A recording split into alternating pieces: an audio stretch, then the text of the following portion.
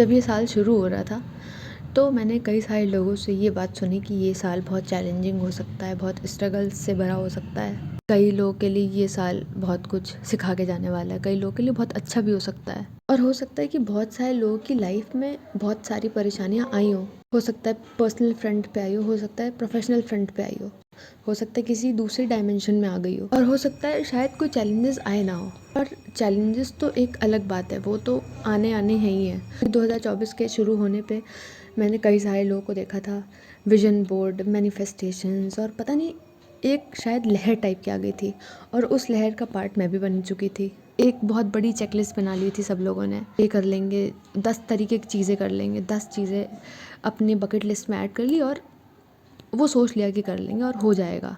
एक positive note पे ही शुरू किया होगा मुझे लगता है काफ़ी सारे लोगों ने। How to plan your year, how to plan this, how to plan your weeks, what to do in 2024 और बहुत कुछ। और अब इन अ स्नैप 2024 ख़त्म होने पे आ गया है। अब शायद सिर्फ एक तरीके का रिग्रेट है कि हम ये नहीं कर पाए, हम वो नहीं कर पाए and I am still stuck in this zone जहाँ पे मैं पहले थी। तो जैसे शुरू किया था वैसे ही अंत कर रहे हैं। कुछ नया नहीं हुआ, कुछ नया ना सीखा, ना नया कुछ अचीव किया। सब कुछ होता रहा और हो सकता है कुछ लोगों के लिए बहुत अच्छा रहा हो सकता है कुछ लोगों के लिए बिल्कुल ऑटो पायलट मोड पे चल रहा हो सकता है कुछ लोगों के लिए सर्वाइवल मोड पे ये साल चल रहा हो कि I am going with the flow. और हो सकता है कि हम इतना कुछ एन नंबर ऑफ ब्रेकडाउन्स हुए हों, an number of over thinking lessons हुए हों, एन नंबर ऑफ बहुत कुछ ऐसा हुआ हो जो शायद नहीं होना चाहिए था। और जो इस साल के कुछ आखिरी दिन बचे हैं तो हम उसमें सिर्फ ओवर थिंकिंग कर रहे हों, सिर्फ रिग्रेट कर रहे हों कि सारे साल भी ऐसे निकाल दी, ये भी साल ऐसे निकाल दिया और अब शायद लॉन्ग टर्म कोई प्लान करने का मन भी ना कर रहा हो। बस इस ऑटो पायलट में चल रहा हो दिमाग कि बस ठीक है सर्वाइवल हो जाए, बहुत बड़ी बात है। अब हो सकता है कि 2025 को प्लान करने के लिए भी बहुत शायद हमें जद्दोजहद करनी पड़ रही हो, 2025 प्लान करने का ही मन ना कर रहा हो क्योंकि अब लग रहा है कि भाई ये 2024 सर्वाइव हो गया, बहुत बड़ी बात है। क्योंकि शायद बहुत सारे लोग सर्वाइवल मोड पे ही जी रहे थे। कई लोग सर्वाइवल मोड में जाना ना चाहते हो पर वो उनकी मजबूरी हो जाती क्योंकि being stuck, being in that same state, हो सकता है वो सर्वाइवल मोड ही शायद कंफर्ट दे रहा हो कि जो जैसा चल रहा है बस चलने दो, let it be, going with the flow. कि कई बार जो आइडियलिस्टिक एडवाइस होती है, आइडियलिस्टिक रूटीन्स होता है वो हम अपने ऊपर लागू कर ले, वो ज़रूरी नहीं होता है। Idealistic advice as in create goals, develop routines, focus on growth. और जब कोई एक इंसान थॉट्स के लूप में फंसा हुआ है, सिचुएशनल लूप में फंसा हुआ है तो उसके लिए तो सीधा सोचना ही मुश्किल है।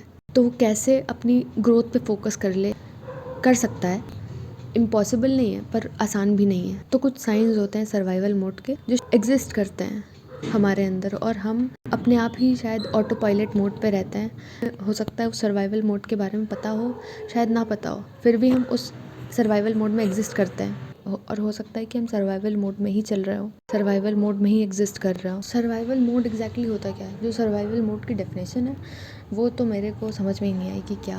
कुछ इमोशनल सिम्टम्स हो सकते हैं कि जैसे ज़्यादा ही रिएक्टिव हो चुके हो, कि फ्रस्ट्रेटेड रहने लगे हो सकता है मोस्ट ऑफ द टाइम हम ओवरवेलमिंग स्टेट में ही रहने लगे कि हमें पता ही नहीं कि कैसे रिएक्ट करना है। तो बिल्कुल ब्लंटली रिएक्ट कर देंगे या तो बिल्कुल ब्लैंक रिएक्ट करेंगे।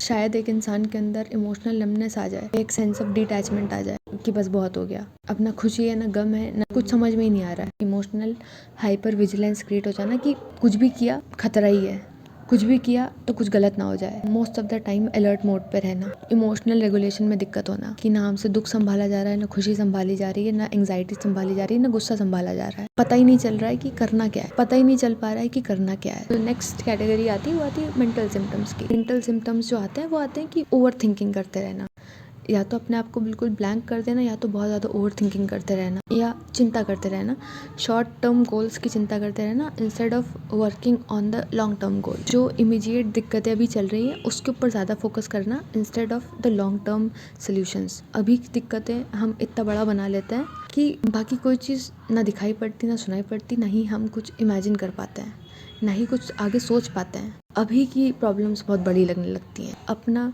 पर्सनल पर्सपेक्टिव खो देते हैं। अभी ये जो प्रॉब्लम है यही बहुत बड़ी प्रॉब्लम है और उस छोटी सी प्रॉब्लम को सॉल्व करने के बजाय, आगे थोड़ा सा प्लान करने के बजाय हम ये सोचते हैं आग लगा दूंगी मैं, तो वो जो फ्रस्ट्रेशन होता है वो उबल उबल के बाहर आता है। कुछ हैं जो होते हैं बिहेवियरल सिम्टम्स, जिसकी मैंने बात करी, ऑटो पायलट मोड, कि जो भी काम चल रहा है सब ऑटो पायलट पे चल रहा है। डेली के टास्क हो रहे हैं वो ऑटो पायलट मोड पे चल रहे हैं, बगैर इंटेंशनैलिटी के चल रहे हैं। तो रिस्पॉन्सिबिलिटी लेंगे नहीं, और अगर लेंगे रिस्पॉन्सिबिलिटी तो फिर उस रिस्पॉन्सिबिलिटी को लेकर के भी हम ओवरवेल्म हो जाएंगे, प्रोक्रेस्टिनेट करने लगेंगे कि ये तो मेरे लिए थी ही नहीं, मैंने तो ज़बरदस्ती ले ली, मेरे ऊपर थोप दी गई। जो नेक्स्ट आता है वो होता है पीपल प्लीजिंग। शायद पीपल प्लीजिंग एक करेक्ट टर्म नहीं है, जहाँ पे हम शायद कॉन्फ्लिक्ट अवॉइड करने के लिए, अपना पीस मेंटेन करने के लिए सोचते अच्छा तुमने बोल दिया 2+2 10 होता है तो हाँ ठीक है 2+2 10 होता है, क्योंकि शायद हम कॉन्फ्लिक्ट्स में उलझना नहीं चाहते हैं, अपने पीस के साथ में खिलवाड़ नहीं करना चाहते हैं। ये छोटी छोटी चीज़ें होती पर एग्जिस्ट करती हैं।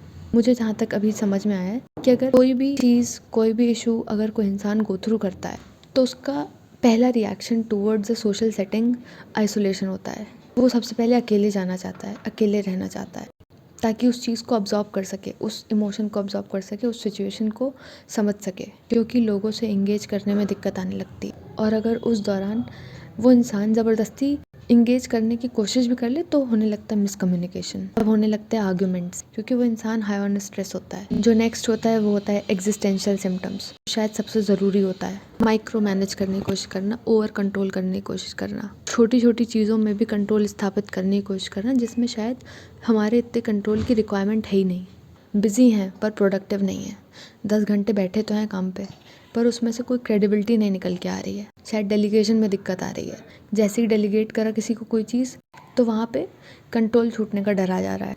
नेक्स्ट है एग्जिस्टेंशियल सिम्टम्स, जो शायद सबसे ज़्यादा ज़रूरी है और सबसे ज़्यादा वही बताता है कि हाँ हम सर्वाइवल मोड में एग्जिस्ट कर रहे हैं, कि पूरे टाइम बस स्टक हैं, पूरे टाइम बस यही एक सेंस बना हुआ है रेगुलरली कि ना ही हम आगे बढ़ पा रहे हैं, ना ही हम पीछे जा पा रहे हैं, ना निकल पा रहे हैं, ना ही कोई स्टेप ले पा रहे हैं। ये एक कांस्टेंट फीलिंग रहना कि एक सर्वाइवल की साइकिल में स्टक होकर रह गए हैं, ना निकल पा रहे हैं ना और कुछ कर पा रहे हैं। ये कांस्टेंट एक सेंस बने रहना कि लाइफ की डिमांड्स बहुत ज़्यादा हैं, I am not able to take it. जो सबसे ज़्यादा क्लीशे सी चीज़, आइडियलिस्टिक चीज़ सब लोगों को मैंने बोलते हुए सुनी है, find the purpose of your life, जो कि मैं भी बोलती हूँ और जिस पे मैं कभी कभी शायद अडिग ना रह पाऊँ, क्योंकि कई बार आसान नहीं होता है पर्पस ऑफ लाइफ ढूंढना। जितना ये बोलने में फैंसी है उतना ही करने में मुझे लगता है बहुत डिफ़िकल्ट है।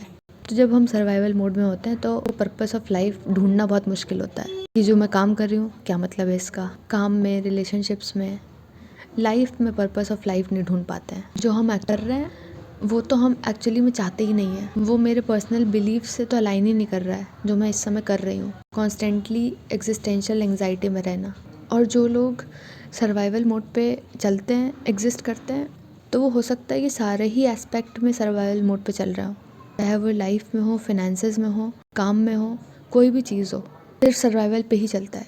सब कुछ सर्वाइवल मोड पे चल रहा है। 1 महीने के लिए भी अगर पैसे की सप्लाई आना बंद हो जाए तो सब कुछ ठप हो जाएगा। पैसे को लेकर के, फाइनेंसेस को लेकर के कांस्टेंट एंग्जाइटी बनी रहती है। ना फाइनेंशियल प्लानिंग हो पा रही है, ना सेविंग्स हो पा रही है, ना ही इमरजेंसी फंड बिल्डअप हो पा रहा है। जो बड़ी बड़ी फाइनेंशियल प्रॉब्लम्स हैं उनको लेकर के भी शॉर्ट टर्म सॉल्यूशंस ढूंढ रहे हैं। क्रेडिट कार्ड की डेट, लोन्स, और ये करते करते कब लोन के अंदर जीने लगते हैं, कब लोन में आ जाते हैं पता ही नहीं लगता है, कब डेट की साइकिल में फंस जाते हैं पता नहीं लगता है। तब भी हम सर्वाइवल मोड अपना लेते हैं। जो अनऑर्गेनाइज्ड वर्कर्स होते हैं वो क्या करते हैं, वो दिहाड़ी पे जीते हैं, वो लोग दिहाड़ी पे जीते हैं। और यहाँ पे वो मामला महीने पे आ जाता है। जितना काम करेंगे, जिस दिन काम करेंगे उस दिन पैसे आ जाएंगे, उस दिन खाने के लिए रोटी आ जाएगी। हम इमोशनली रिएक्ट करने लगते हैं पैसे को लेकर के, फाइनेंसेस को लेकर के। वो इंसान इमोशनली रिएक्ट करने लगता है अपने फाइनेंसेस को लेकर के। और अगर उस इंसान से कोई फाइनेंसेस की बात भी कर रहा है तो वहाँ पे आ जाता है एम्बैरेसमेंट, वहाँ पे आ जाता है डिफेंसिवनेस। इंसान फाइनेंसेस को लेकर के डिफेंसिव हो जाता है, फाइनेंसेस को लेकर के बात ही नहीं कर सकते हैं, क्योंकि वो फाइनेंसेस की बात वो रियलाइज़ करवा देती है कि आई एम स्टिल अ फेलियर। मन के अंदर डर बैठ जाता है कि if I will be talking about finance, people will जज मी, आई विल बी जज्ड। कुछ हमारे जो रिलेशनशिप्स होते हैं उसमें भी हम सर्वाइवल मोड में चलने लगते हैं। जहाँ पे हम काम पे जा रहे हैं वहाँ पे भी सर्वाइवल मोड है। जो हमारे दोस्त हैं अनबियरेबल हैं फिर भी वहाँ पे सर्वाइवल मोड है। जो लोग क्लोज हैं, जो लोग घर के अंदर रह रहे होते हैं, उनके साथ भी कभी कभी सर्वाइवल मोड पे चल रहे होते हैं। तो शायद बहुत सारे लोग होंगे जिन्होंने सर्वाइवल मोड पे ही जिया होगा। पिछले शायद 4-5 साल वो सर्वाइवल मोड पे ही जी रहे होंगे। हो सकता है लास्ट कुछ टाइम से वो सर्वाइवल मोड पे ही जी रहे हों।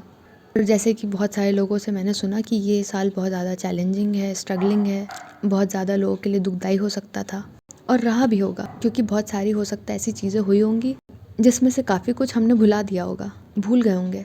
तो ये शायद समझना हमारे लिए ज़रूरी है कि क्या आज के दिन वो मैटर करता है जिस चीज़ के लिए हम उस डेट को रो रहे थे, उस दिन परेशान हो रहे थे। अंत में मैं यही कहूँगी कि मैंने भी ये साल सर्वाइव किया है, तो मैं अपने आप को भी कॉन्ग्रेचुलेट करना चाहूँगी और बाकी सबको भी कॉन्ग्रेचुलेट करना चाहूँगी। तो जो बेस्ट सोल्यूशन मुझको लगता है वो ये है कि रो धो के ख़त्म करो। ये साल सर्वाइव कर लिया, इससे पहले कई सारे साल सर्वाइव कर लिए, बहुत बड़ी बात है। इट्स नॉट सर्वाइव वो वाला सर्वाइव कि जीने के लाले पड़े हैं। और अगर ये साल किसी का ख़राब गया है तो क्या प्लानिंग करने से छूट जाना चाहिए? मुझे लगता है कि नहीं, प्लानिंग करने से कभी बाज नहीं आना चाहिए। प्लानिंग तो दोबारा से स्टार्ट हो सकती है, स्क्रैच से स्टार्ट हो सकती है, और मुझे लगता है कि प्लानिंग हमेशा करते रहना चाहिए। प्लानिंग हमेशा होती रहनी चाहिए, क्योंकि प्लानिंग करना हमारे हाथ में, होना ना होना भी हमारे ही हाथ में है। गलत जा रहा है ये शायद। सब कुछ हमारे हाथ में, तो क्या है यार, बंद करो इसको। होना ना होना भी हमारे हाथ में। आई होप कि मुझे ऐसा ना बोलना पड़े नेक्स्ट ईयर कि मैंने भी 2025 सर्वाइव किया है। तो जैसे कि प्लानिंग नहीं रुकनी चाहिए, तो वैसे नया साल फिर से प्लान करते हैं। नमस्ते।